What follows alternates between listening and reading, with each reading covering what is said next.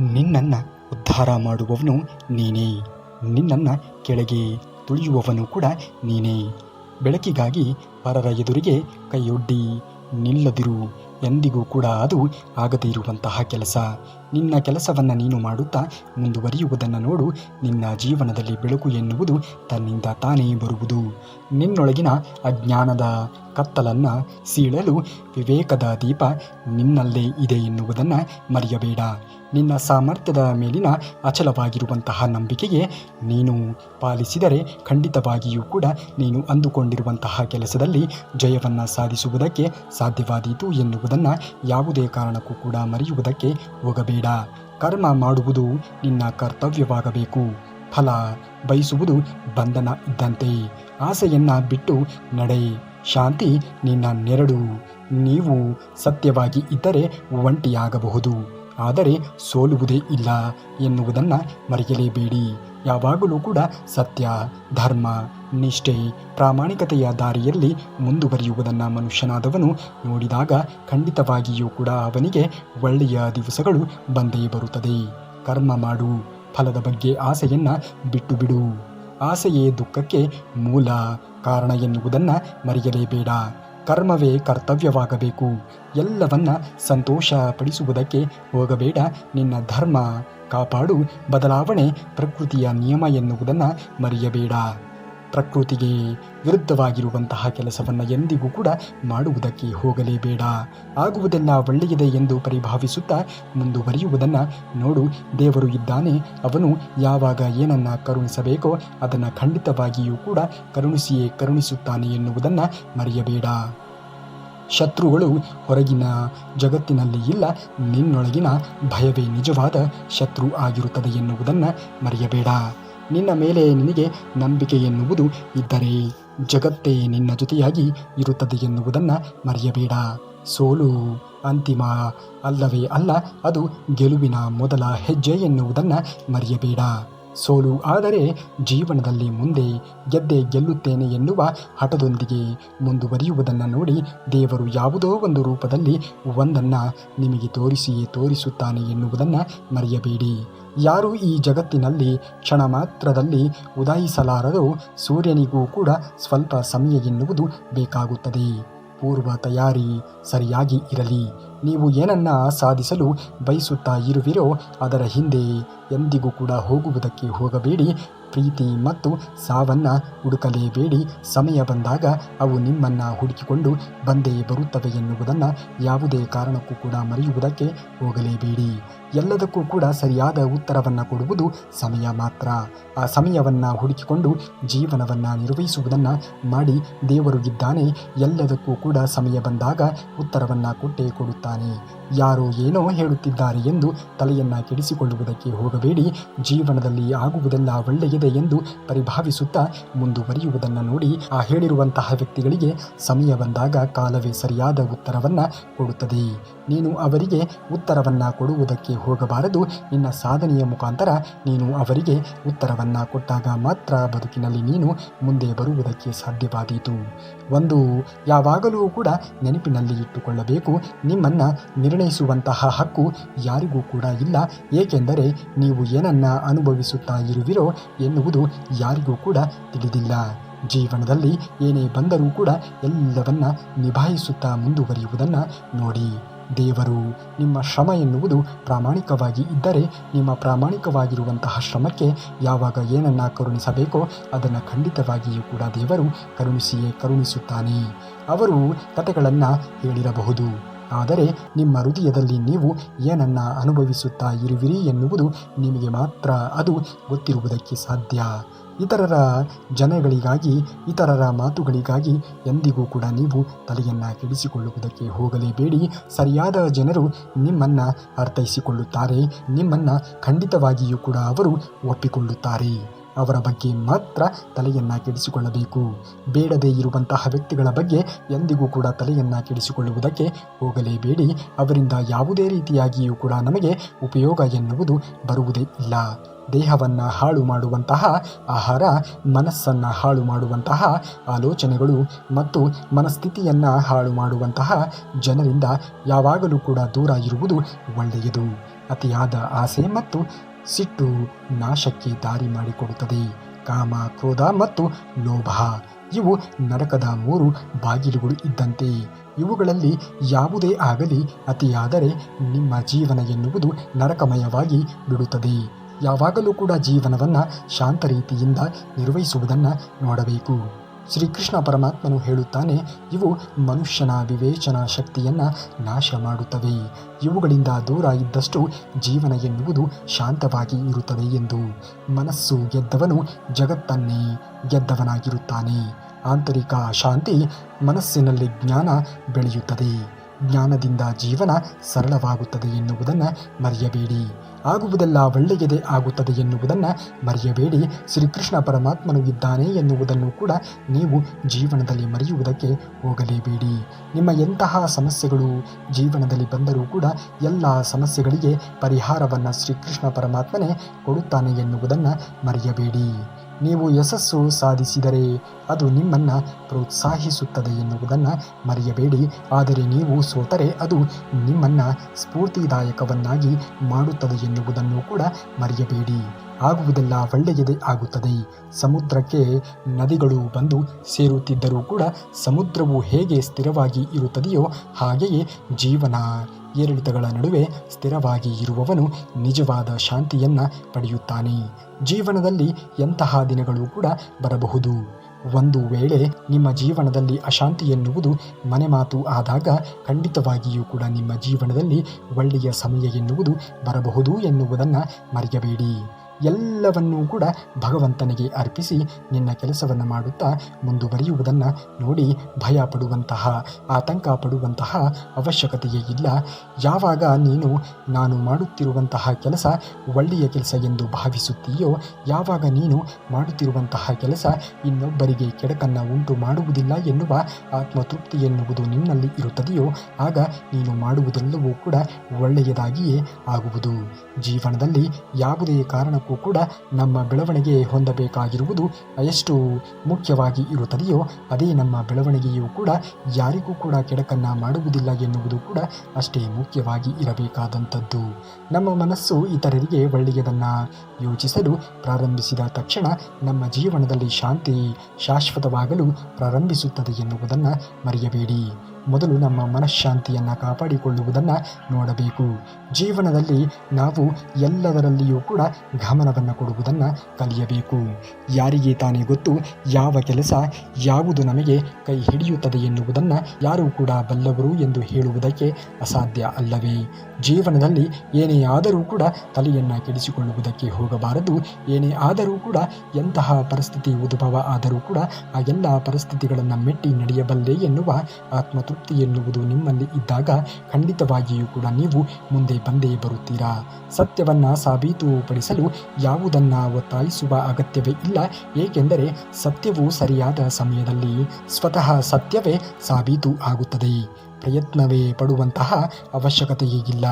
ಏಕೆಂದರೆ ಸತ್ಯಕ್ಕೆ ಸಾವು ಎನ್ನುವುದೇ ಇಲ್ಲ ನೋಡಿ. ಸುಳ್ಳನ್ನು ಹೇಳುವುದಕ್ಕೆ ನೀವು ಅಭ್ಯಾಸ ಮಾಡಿಕೊಂಡರೆ ಸುಳ್ಳಿನಿಂದ ಸುಳ್ಳನ್ನು ನೀವು ಬೆಳೆಸಿಕೊಂಡು ಹೋಗಬೇಕಾಗುತ್ತದೆ. ಹಾಗಾಗಿ ಜೀವನದಲ್ಲಿ ಸತ್ಯವನ್ನು ನುಡಿಯುವುದನ್ನು ಕಲಿಯಬೇಕು. ಸತ್ಯವೇ ನಿಮ್ಮ ಜೀವನಕ್ಕೆ ಒಳ್ಳೆಯ ಮಾರ್ಗವನ್ನು ತಂದುಕೊಡುವುದಕ್ಕೆ ಸಾಧ್ಯವಾಗುತ್ತದೆ ಎನ್ನುವುದನ್ನು ಮರೆಯಲೇಬೇಡಿ. ಬೇರೆಯವರಿಗೆ ನಮ್ಮನ್ನು ಹೋಲಿಸಿಕೊಳ್ಳುವುದು ನಮಗೆ ನಾವೇ ಮಾಡಿಕೊಂಡು ಅಪಮಾನ ಆಗುತ್ತದೆ. ನಮ್ಮದೇ ವ್ಯಕ್ತಿತ್ವ ರೂಪಿಸಿಕೊಂಡು ಇರುವವರಿಗೆ ಪ್ರೇರಣೆಯಾಗಲು ಯತ್ನಿಸಬೇಕು. ಜೀವನದಲ್ಲಿ ನಮ್ಮ ಜೀವನ ಶೈಲಿ ಎನ್ನುವುದು ಹೇಗಿರಬೇಕು ಅಂದರೆ 4 ಜನರಿಗೆ ಮಾರ್ಗದರ್ಶನವನ್ನು ನೀಡುವಂತೆ ಇರಬೇಕು. ಕೋಪದಲ್ಲಿ ಒಂದು ಕ್ಷಣ ತಾಳ್ಮೆಯನ್ನು ವಹಿಸಿದರೆ ಸಾಕು, ಅದು ದುಃಖದ 3 ದಿನಗಳಿಂದ ನಿಮ್ಮನ್ನು ಪಾರು ಮಾಡುತ್ತದೆ. ಅಹಂಕಾರದಿಂದ ತುಂಬಿರುವವರು ಇತರರನ್ನು ಅವಮಾನಿಸುವುದರಲ್ಲಿಯೇ ಸಂತೋಷ ಪಡುತ್ತಾರೆ ಎನ್ನುವುದನ್ನು ಮರೆಯಬೇಡಿ. ಸಂಸ್ಕಾರದಿಂದ ತುಂಬಿದಂತಹ ವ್ಯಕ್ತಿ ತಲೆಬಾಗಿ ಇತರರಿಗೆ ಗೌರವವನ್ನು ನೀಡುವುದರಲ್ಲಿ ಸಂತೋಷವನ್ನು ಪಡುತ್ತಾನೆ ಎನ್ನುವುದನ್ನು ಮರೆಯಬೇಡಿ. ಯಾವಾಗಲೂ ಕೂಡ ಒಬ್ಬರಿಂದ ನೀವು ಸಂತೋಷವನ್ನು ಬಯಸುವುದೇ ಆದರೆ ಇತರರಿಗೂ ಕೂಡ ಸಂತೋಷ ಎನ್ನುವುದು ಪ್ರಾಪ್ತಿಯಾಗಲಿ ಎನ್ನುವುದಾಗಿ ನೀವು ಯೋಚನೆಗಳನ್ನು ಮಾಡುವುದನ್ನು ಕಲಿಯಬೇಕು. ನಿನ್ನನ್ನು ನೋಯಿಸಿದವರಿಗೂ ಕೂಡ ಕ್ಷಮೆ ಮಾಡು. ಅದು ಅವರಿಗಾಗಿ ಅಲ್ಲ, ನಿನ್ನ ಶಾಂತಿಗಾಗಿ ಎನ್ನುವುದನ್ನು ಮರೆಯಬೇಡ. ಮನಸ್ಸು ಶತ್ರುವಾಗಬಹುದು, ಮನಸ್ಸೇ ಮಿತ್ರವಾಗಬಹುದು. ನೀನು ಯಾವ ದಿಕ್ಕು ತೋರಿಸುತ್ತೀಯೋ ಅದೇ ನಿನ್ನ ಗತಿ ಎನ್ನುವುದನ್ನು ಮರೆಯಬೇಡ. ಜೀವನದಲ್ಲಿ ಶಾಂತವಾಗಿ ಇರುವುದನ್ನು ಕಲಿಯಬೇಕು. ಯಾವುದೇ ಕಾರಣಕ್ಕೂ ಕೂಡ ಬೇರೆಯವರು ಇಲ್ಲ ಸಲ್ಲದ ಅಭಿಪ್ರಾಯಗಳನ್ನು ನಿನ್ನ ಬಗ್ಗೆ ಹೇಳುತ್ತಿದ್ದಾರೆ ಎಂದು ತಲೆಯನ್ನು ಕೆಡಿಸಿಕೊಳ್ಳುವುದಕ್ಕೆ ಹೋಗಬೇಡ. ನಿನ್ನ ತನ ಏನು ಎನ್ನುವುದು ಯಾರಿಗೆ ಅರಿವು ಎನ್ನುವುದು ಇರುತ್ತದೆಯೋ ಅವರು ನಿನ್ನನ್ನು ಬಿಟ್ಟು ಹೋಗುವುದಕ್ಕೆ ಅಸಾಧ್ಯ ಎನ್ನುವ ಸತ್ಯವನ್ನು ಅರಿತು ಜೀವನವನ್ನು ನಿರ್ವಹಣೆ ಮಾಡುವುದನ್ನು ನೋಡು. ಸಮಯ ಒಳ್ಳೆಯದೇ ಆಗಲಿ ಕೆಟ್ಟದ್ದೇ ಆಗಲಿ ಒಂದು ಪಾಠವನ್ನು ನಮಗೆ ಕಲಿಸಿಯೇ ಕಲಿಸುತ್ತದೆ. ಒಳ್ಳೆಯ ಸಮಯದಲ್ಲಿ ಎಲ್ಲರೂ ನಮ್ಮವರಾಗಿ ಇದ್ದರೆ, ಕೆಟ್ಟ ಸಮಯದಲ್ಲಿ ನಮ್ಮವರೇ ಬೇರೆಯವರಾಗಿ ಬದಲಾಗಿ ಇರುತ್ತಾರೆ. ಜೀವನದಲ್ಲಿ ಸಮಯಕ್ಕೆ ತಕ್ಕಂತೆ ನಾವು ಜೀವನವನ್ನು ನಿರ್ವಹಿಸಿಕೊಂಡು ಹೋಗುವುದನ್ನು ಕಲಿಯಬೇಕಾಗಿದೆ.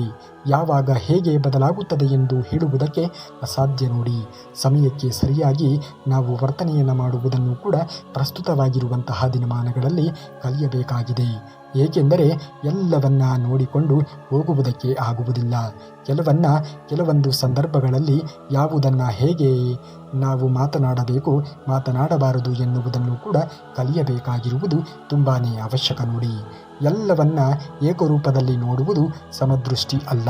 ತಂದೆಯನ್ನು ತಂದೆಯಂತೆ, ತಾಯಿಯನ್ನು ತಾಯಿಯಂತೆ, ಗುರುವನ್ನು ಗುರುವಿನಂತೆ, ಹೀಗೆ ಯಾರು ಸಮಾನರು ಅವರನ್ನು ಸಮಾನವಾಗಿ ಗೌರವಿಸುವುದು ಸಮದೃಷ್ಟಿ. ಜೀವನದಲ್ಲಿ ಯಾವಾಗಲೂ ಕೂಡ ನಿಮಗೆ ಗೌರವ ಎನ್ನುವುದು ಲಭಿಸಬೇಕು ಅನ್ನುವುದೇ ಆದರೆ ಇತರರಿಗೆ ನೀವು ಮೊದಲು ಗೌರವವನ್ನು ಕೊಡುವುದನ್ನು ಕಲಿಯಬೇಕು. ಆಗ ಮಾತ್ರ ಜೀವನದಲ್ಲಿ ನೀವು ಗೌರವವನ್ನು ಪಡೆದುಕೊಳ್ಳುವುದಕ್ಕೆ ಸಾಧ್ಯವಾದೀತು. ಇತರರಿಂದ ಸ್ಫೂರ್ತಿ ಪಡೆಯಿರಿ, ಆದರೆ ನಿಮ್ಮದೇ ಆಗಿರುವಂತಹ ಹಾದಿಯಲ್ಲಿ ಸೃಷ್ಟಿಸಿ. ಒಳ್ಳೆಯ ವಿಷಯಗಳನ್ನು ಸ್ವೀಕರಿಸಿ ಮತ್ತು ಅದರಿಂದ ನಿಮ್ಮನ್ನು ಉತ್ತಮವಾಗಿ ರೂಪಿಸಿಕೊಳ್ಳಿ. ಕುದಿಯುವ ನೀರಿನಲ್ಲಿ ನೆರಳು ಎಂದಿಗೂ ಕೂಡ ಕಾಣದಂತೆ ತೊಂದರೆಗೊಳಗಾದಂತಹ ಮನಸ್ಸಿನಲ್ಲಿ ಪರಿಹಾರಗಳು ಎಂದಿಗೂ ಕೂಡ ಕಾಣುವುದಿಲ್ಲ. ಜೀವನದಲ್ಲಿ ಎಂತಹ ತೊಂದರೆ ಬಂದರೂ ಕೂಡ ಎಲ್ಲ ತೊಂದರೆಗಳನ್ನು ಮೆಟ್ಟಿ ನಡೆಯಬಲ್ಲೆ ಎನ್ನುವ ಆತ್ಮವಿಶ್ವಾಸ ಎನ್ನುವುದು ನಿನ್ನಲ್ಲಿ ಗಟ್ಟಿಯಾಗಿ ಇರಲಿ. ಹೇಗೆ ಕತ್ತಲೆ ಎನ್ನುವುದು ಬಂದ ನಂತರದಲ್ಲಿ ಬೆಳಕು ಎನ್ನುವುದು ಆವರಿಸುತ್ತದೆಯೋ ಅದೇ ರೀತಿಯಾಗಿ ನಮ್ಮ ಜೀವನದಲ್ಲಿಯೂ ಕೂಡ ಇವತ್ತಿನ ದಿನ ಸಮಸ್ಯೆಗಳು, ತೊಂದರೆಗಳು, ದುಃಖ ಎನ್ನುವುದು ಬಂದಿರಬಹುದು. ಆದರೆ ಅದು ಯಾವಾಗಲೂ ಕೂಡ ಶಾಶ್ವತವಾಗಿ ಇರುತ್ತದೆ ಎನ್ನುವುದನ್ನು ಯಾರೂ ಕೂಡ ಹೇಳುವುದಕ್ಕೆ ಅಸಾಧ್ಯ. ಬಂದಿರುವಂತಹ ಆ ಒಂದು ಸಮಸ್ಯೆ ಖಂಡಿತವಾಗಿಯೂ ಕೂಡ ಪರಿಹಾರ ಆಗೇ ಆಗುತ್ತದೆ. ಶಾಂತ ರೀತಿಯಿಂದ ಯೋಚನೆಗಳನ್ನು ಮಾಡುವುದನ್ನು ಕಲಿತುಕೊಳ್ಳಿ. ಯಾವಾಗ ನಿಮ್ಮ ಜೀವನದಲ್ಲಿ ಸಮಸ್ಯೆಗಳು ಎನ್ನುವುದು ಉದ್ಭವ ಆಗುತ್ತವೆಯೋ ಅದೇ ಜಾಗದಲ್ಲಿ ಆ ಸಮಸ್ಯೆಗೆ ಪರಿಹಾರವೂ ಕೂಡ ಹುಟ್ಟಿಕೊಳ್ಳುತ್ತದೆ ಎನ್ನುವುದನ್ನು ಮರೆಯಬೇಡಿ. ಶಾಂತವಾಗಿ ಪ್ರಯತ್ನಿಸಿ ಮತ್ತು ಎಲ್ಲ ಸಮಸ್ಯೆಗಳಿಗೆ ಪರಿಹಾರವನ್ನು ನೀವು ಕಂಡುಕೊಳ್ಳುವಿರಿ ಎನ್ನುವುದನ್ನು ಮರೆಯಬೇಡಿ.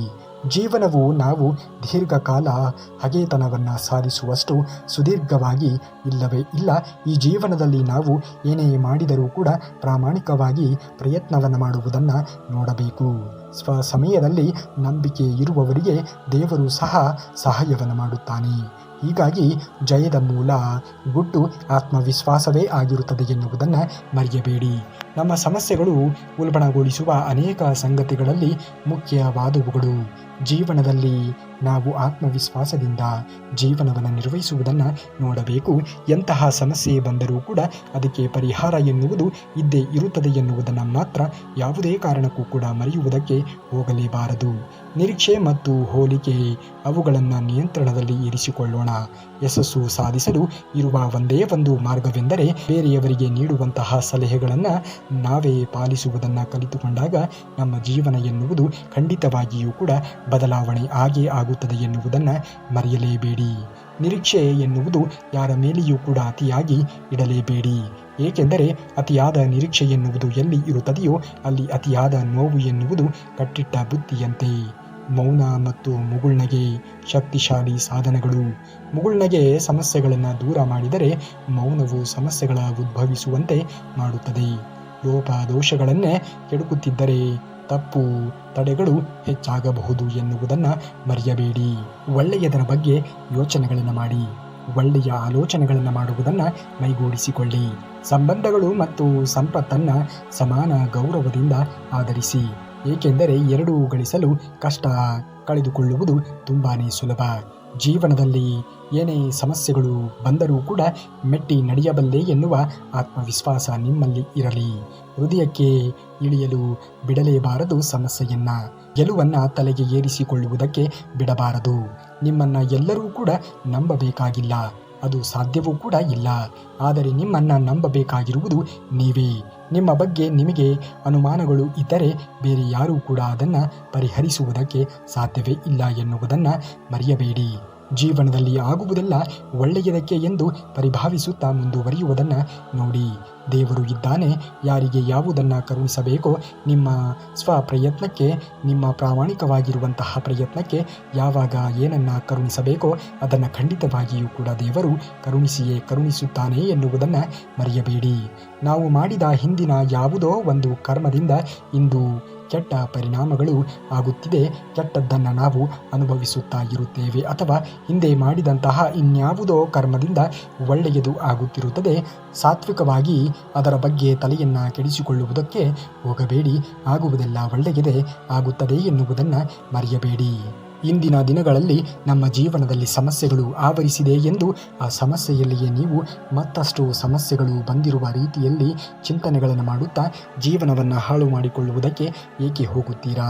ಸಾತ್ವಿಕ ತ್ಯಾಗಿಯ ಮನಸ್ಸು ಸತ್ವ ಗುಣಗಳಲ್ಲಿ ತುಂಬಿರುತ್ತದೆ. ಒಂಟಿತನದಲ್ಲಿ ಕಳೆಯುವಂತಹ ಪ್ರತಿಯೊಂದು ಕ್ಷಣವೂ ಕೂಡ ವ್ಯರ್ಥವಲ್ಲ. ಅದು ನಮಗೆ ಪರಿಚಯಿಸುವಂತಹ ಒಂದು ಸಾಧನವಾಗಿರುತ್ತದೆ. ನಮ್ಮ ದೌರ್ಬಲ್ಯವನ್ನು ಸುಟ್ಟು ನಮ್ಮನ್ನು ಇನ್ನಷ್ಟು ಗಟ್ಟಿಯಾಗಿಸುವ ಒಂದು ಪವಿತ್ರವಾಗಿರುವಂತಹ ಸಮಯವಾಗಿರುತ್ತದೆ ಎನ್ನುವುದನ್ನು ಮರೆಯಲೇಬೇಡಿ. ಆಗುವುದೆಲ್ಲ ಒಳ್ಳೆಯದೆ ಎಂದು ಪರಿಭಾವಿಸುತ್ತಾ ಮುಂದುವರಿಯುವುದನ್ನು ನೋಡಿ. ಮಾತನಾಡಿ ಕೆಟ್ಟವಳಾದೆ, ಮಾತನಾಡದೆ ಕೆಟ್ಟವಳಾದೆ, ಮಾತು ಕೊಟ್ಟು ಕೆಟ್ಟವಳಾದೆ, ಮಾತು ತಪ್ಪಿ ಕೆಟ್ಟವಳಾದೆ, ಮಾತು ಅರ್ಥವಾಗಿ ಕೆಟ್ಟವಳಾದೆ, ಅರ್ಥವಾಗದೇ ಇರುವ ಮಾತುಗಳನ್ನು ತಲೆಗೆ ಹಚ್ಚಿಕೊಂಡು ಇನ್ನೂ ಕೆಟ್ಟವಳಾದೆ, ಮಾತು ಕೇಳಿ ಕೆಟ್ಟವಳಾದೆ, ಕೇಳದೆಯೇ ಕೆಟ್ಟವಳಾದೆ, ಮಾತನಾಡಿದರೆ ದೂರವಾದೆ, ಮಾತನಾಡಿ ದೂರವಾದೆ, ಮೌನವಾಗಿ ಸುಮ್ಮನಾದೆ, ಕೊನೆಯಲ್ಲಿ ನಾನೇ ಕೆಟ್ಟವಳಾದೆ. ಏನು ಮಾಡಿದರೂ ಕೂಡ ಇಲ್ಲಿ ಎಲ್ಲದಕ್ಕೂ ಕೂಡ ಜನರು ಮಾತನಾಡಿಯೇ ಆಡುತ್ತಾರೆ. ಜನರ ಮಾತುಗಳಿಗೆ ತಲೆಯನ್ನು ಕೆಡಿಸಿಕೊಳ್ಳುವುದಕ್ಕೆ ಹೋಗಲೇಬೇಡಿ.